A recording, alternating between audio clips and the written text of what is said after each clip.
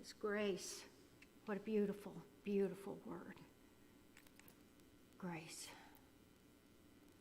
The winds of grace are always blowing. Always. We're going to add to that in a moment. But for right now, what is grace? It's one of those things that's hard to describe, isn't it? Just like who is God? Some things are hard to describe. We know what it is and we feel what it is, but it's sometimes hard to put into words. And the reason is it's part of the awe and the mystery of life.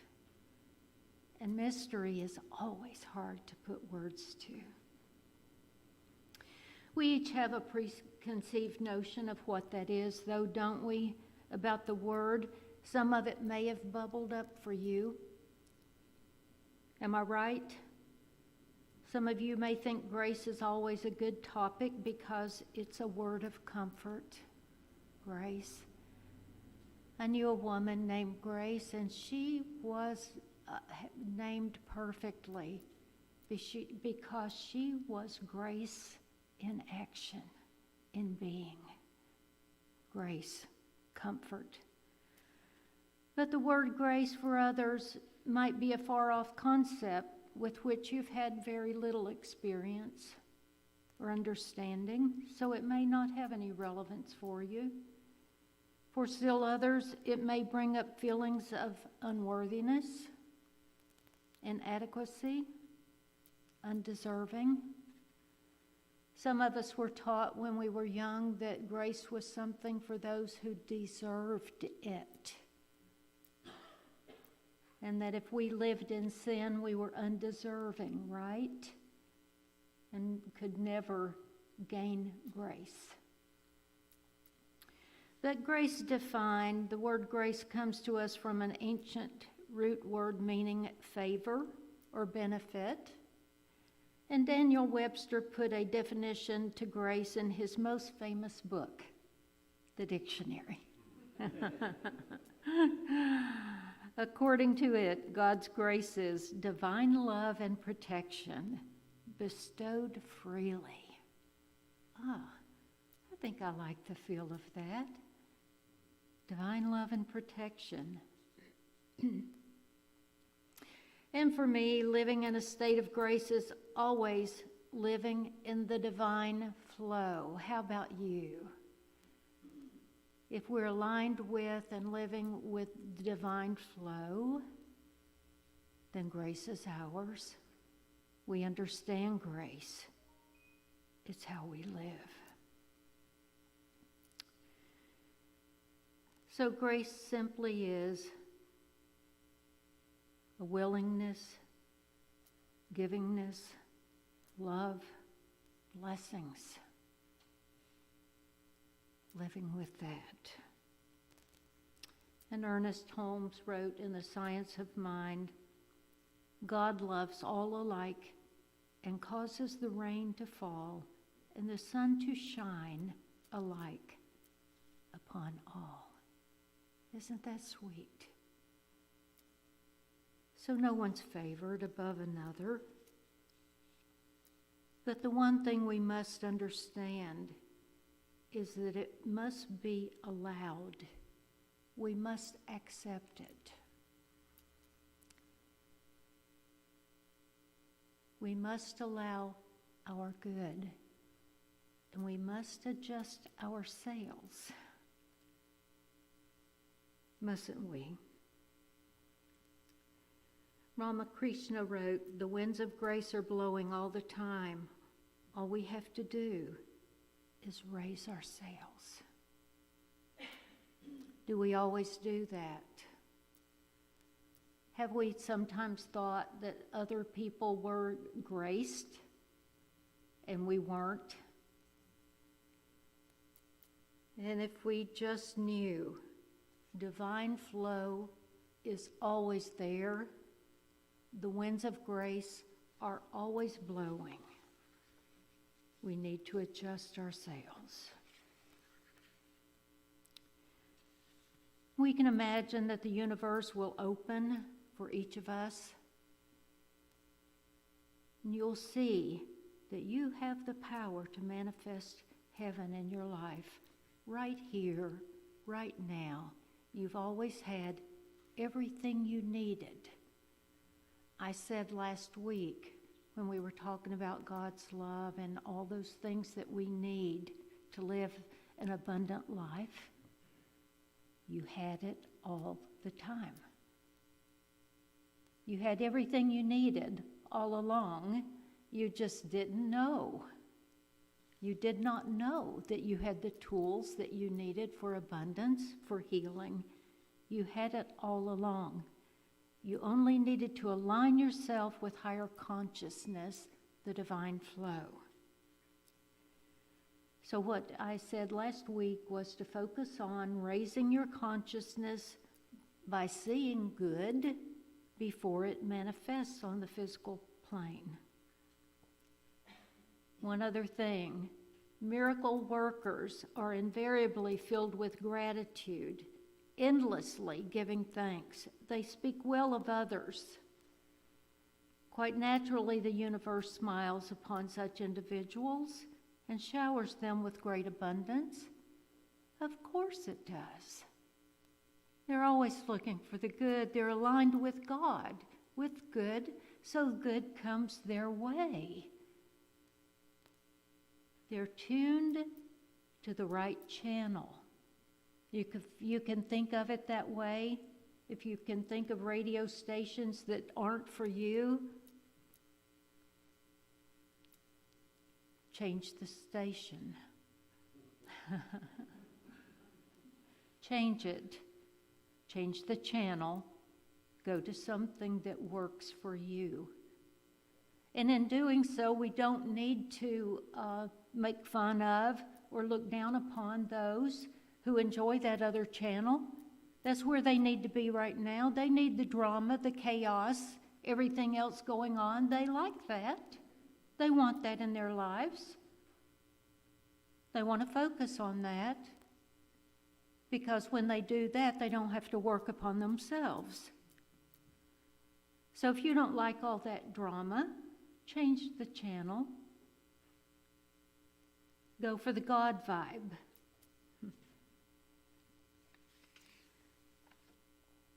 Be on God's wavelength. That's where I want to be. So miracle workers are invariably filled with gratitude, endlessly giving thanks. Don't wait for things to be grateful for. Start out with the little things. Give thanks for those.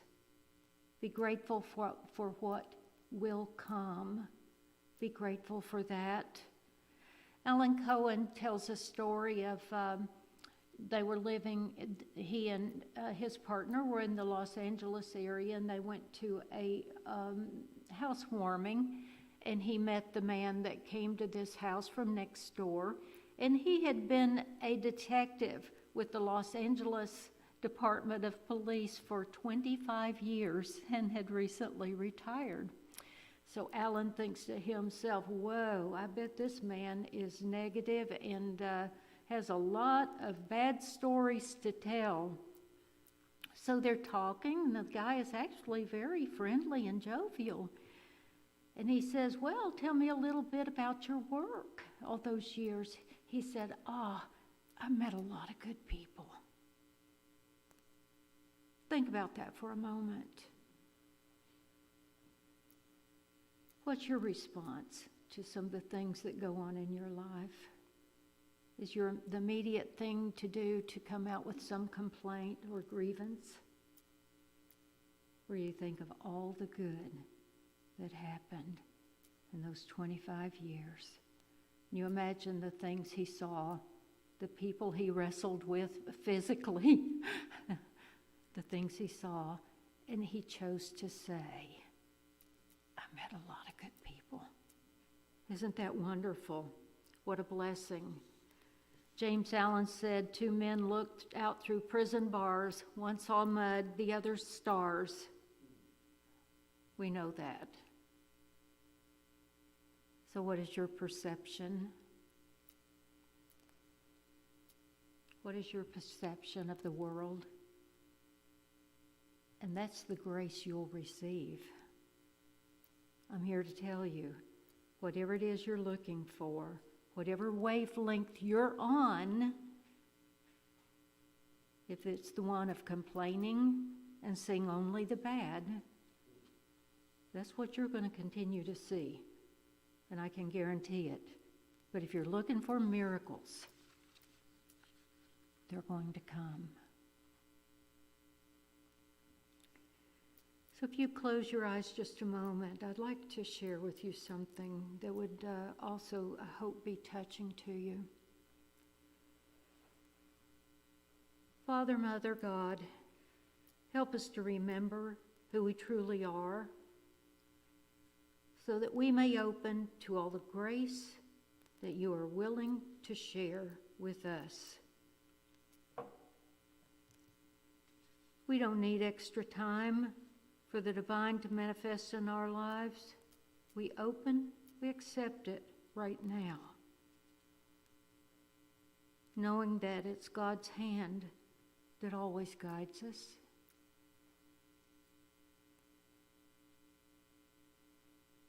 'Twas battered and scarred, and the auctioneer thought it barely worth his while to waste much time on the old violin. But he held it up with a smile. "What am I bidding, good folks?" he cried. "Who'll start the bidding for me? $1? $1 now? Who'll make it $2? $2? And who'll make it $3? $3 once, $3 twice, going for $3, but no. From the room far back, a gray-haired man came forward and picked up the bow, wiping the dust from the old violin and tightening up the strings. He played a melody, pure and sweet as an angel sings. The music ceased, and the auctioneer, with a voice that was quiet and low, said, "What am I bidding for the old violin?" And he held it up with the bow. $1,000? And who'll make it $2? $2,000? Who'll make it $3? $3,000 once, $3,000 twice, and going and gone, said he. The people cheered, but some of them cried. We don't quite understand what changed its worth. And the man replied, the touch of the master's hand.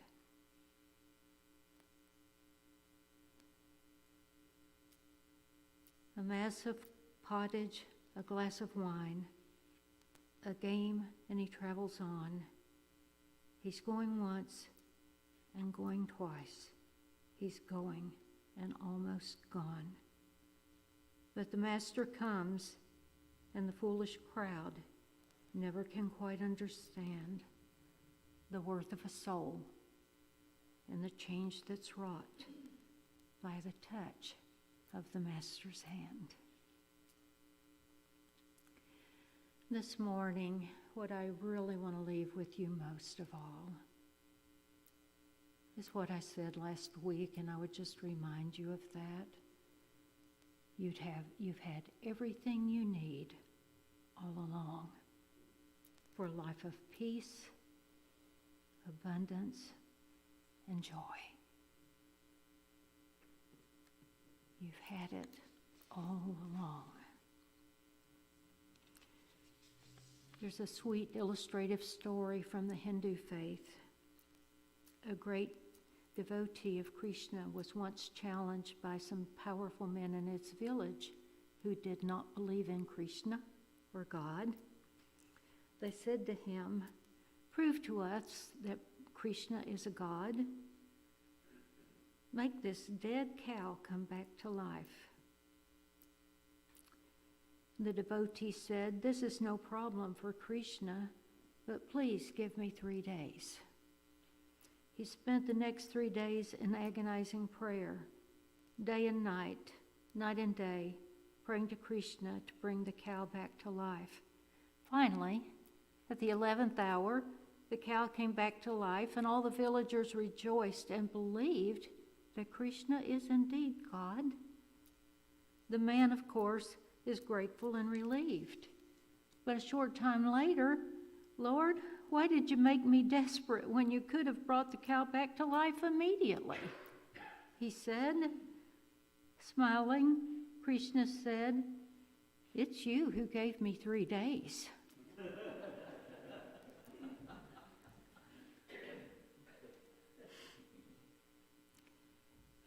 And so much so that we live, don't we?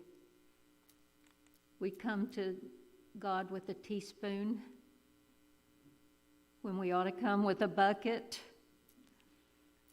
especially if we're needing prosperity and abundance in our lives, if we're in need of love, understanding, companionship, whatever it is that we need. Go to God with a bucket. Don't go with a teaspoon. So to live a grace-filled life, a life filled with miracles, you must first get set up for them, okay?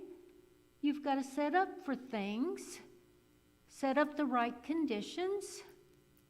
You must be on the right wavelength for a miracle. You're not on the right wavelength with grousing, complaining, blaming, all those other things that we humans tend to do.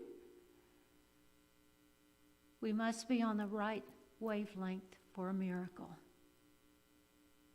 for grace to enter our lives. And I hope we'll remember that not just for our personal lives, but for our homes, our communities, our nation, our world. Let's get on the right wavelength. Can we do that? And complaining and blaming is not ever going to get us there. We're going to do it by cooperation and love. So let's get on the right channel, the right wavelength for a miracle. God's channel. How do we set that up? Feel and express gratitude all the time. All the time, be grateful. Get up every morning and say what? You all know what I do. I've told you too many times. Thank you, God. Good morning. Thank you. Thank you. That's how we start our day, isn't it? Set your intentions. I set my intentions for the good.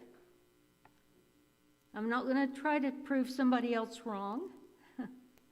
I set my intentions for the good. Surrender. Surrender. These musicians sing a song some Sundays. I will surrender to my highest, greatest good. There is nothing else you need to do.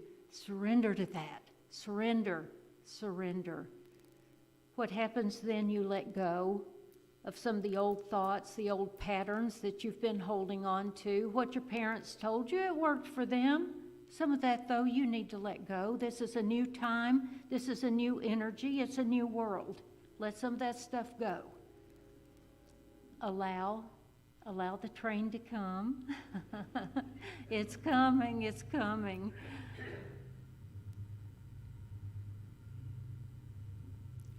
Allow the good to come. We allow, just as this train is going through right now, carrying good to wherever the destination is. We're allowing our good to come. Align with miracles. Align with God. Align line with the good. Let it come. Let it be. Be at peace. And I thank you for your time.